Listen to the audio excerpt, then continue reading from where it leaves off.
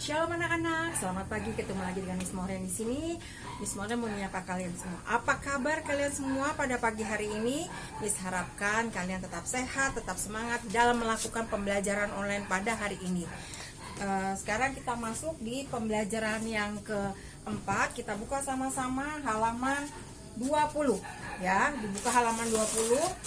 Kita masuk di pembelajaran pertama adalah pelajaran bahasa Indonesia. Nah, kita baca sama-sama percakapan berikut ini.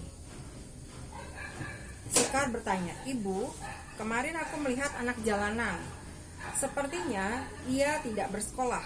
Tubuhnya kurus, mungkin karena makanan yang dimakannya tidak bergizi. Apakah anak seperti itu tidak mendapatkan haknya, Ibu?"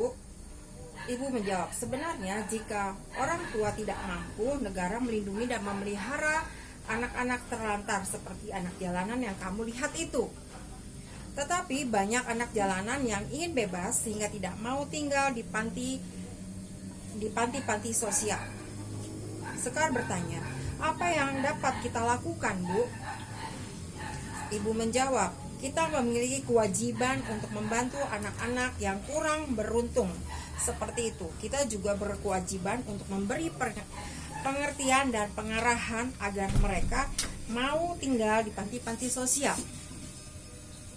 Sekar berkata, "Sekar merasa bersyukur, Bu, masih mempunyai orang tua yang pengarahan. Kita memiliki kewajiban untuk membantu anak-anak yang beruntung seperti itu." Sekar berkata, "Sekar merasa bersyukur masih mempunyai orang tua yang mencukupi kebutuhan Sekar. Sekar mendapatkan hak-hak Sekar." Ya. Ibu berkata, "Tapi ingat, setelah mendapatkan hak, kamu juga harus melaksanakan kewajiban." Sekar berkata, "Ya, Bu, Sekar berjanji akan selalu melaksanakan kewajiban Sekar jika Sekar telah mendapatkan hak." Jadi kalau kita sudah mendapatkan melakukan kewajiban, mendapatkan hak, berarti kita juga melakukan kewajiban. Jadi semuanya harus seimbang, jangan tidak boleh timpang sebelah atau berat sebelah ya. Nah, kita masuk di halaman 21 di sini ya. Ayo berlatih. Miss minta kalian sama-sama mengerjakannya ya di buku tematik ini. Nomor 1. Aku sering membeli makanan yang tidak terlindungi dari debu atau kotoran. Aku sering membelinya karena lapar. Apa yang sebaiknya aku lakukan? Saran adalah sebaiknya, kalian tulis ya, sebaiknya membeli makanan yang terlindungi dari debu atau kotoran. Ya. Lalu nomor 2. Aku tidak suka sarapan meskipun sarapan itu memberikan energi untuk dapat belajar di sekolah. Apa yang sebaiknya aku lakukan? Sarannya adalah sebaiknya harus tetap bersarapan agar dapat energi untuk belajar. Nanti kalau kita nggak sarapan, kita nggak ada energi untuk semangat belajar. Yang ada kita lesu, lelah, akhirnya malas untuk belajar.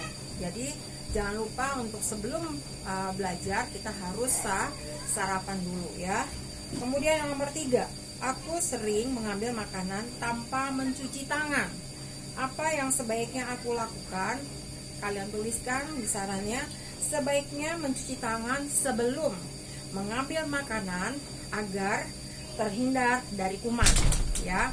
Kemudian nomor 4, aku sering lupa berdoa sebelum dan sesudah makan. Apa yang sebaiknya aku lakukan? Kalian tuliskan di saran adalah sebaiknya membiasakan diri untuk berdoa sebelum dan sesudah makan ya.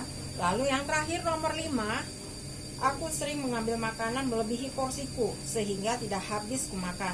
Apa yang sebaiknya aku lakukan? Tulis di sarannya, sebaiknya mengambil makanan secukupnya agar habis ya. Kalau misalnya kalian mengambil secukupnya tapi kalian masih lapar, kalian bisa ambil lagi, tambah lagi makanannya.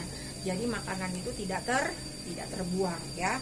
Kita masuk di pelajaran PKN, buka halaman 22 ya. Di sini buka halaman 22. Kita baca sama-sama teks percakapan.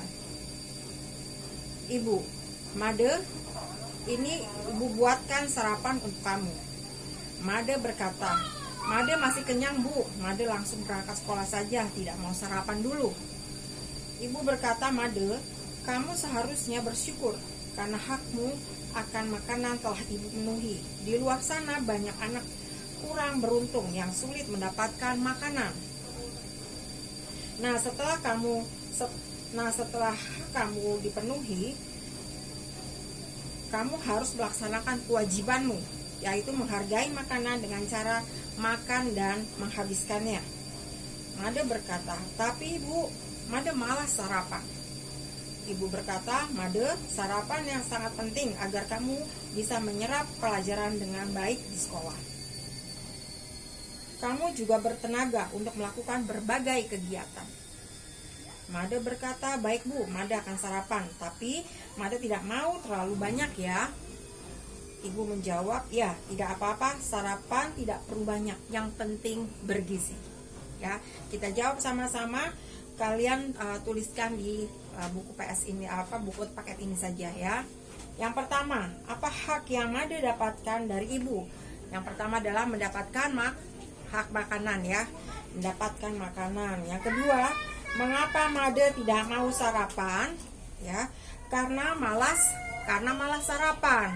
Kemudian yang ketiga, apakah kewajiban yang Made lakukan kepada ibu yang telah memenuhi haknya, yaitu memakan dan menghabiskannya.